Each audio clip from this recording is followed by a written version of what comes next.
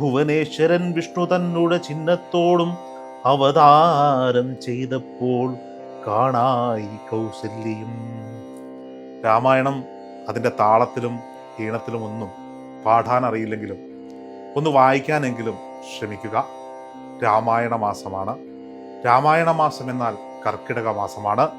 മലയാളികൾ ഇതിനെ പഞ്ഞമാസം എന്ന് വിശേഷിപ്പിക്കുന്നു. പൊതുവെ കാലവർഷ സമയമാണ്. ആയതുകൊണ്ട് തന്നെ കൃഷി ജോലി ചെയ്യുന്നവർക്കും മറ്റു പണികൾ ചെയ്യുന്നവർക്കുമൊക്കെ പണികൾ കുറയുന്ന, വരുമാനം കുറയുന്ന മാസമാണ്. മഴക്കാലമായതുകൊണ്ട് തന്നെ അസുഖങ്ങൾ പിടിപെടാൻ ഇടയുള്ള മാസമാണ്. ആയുർവേദ ചികിത്സ ചെയ്യുക, നാലമ്പല ദർശനം നടത്തുക, ക്ഷേത്രാരാധന നടക്കുക, കൃത്യമായി രാമായണം പാരായണം ചെയ്യുക.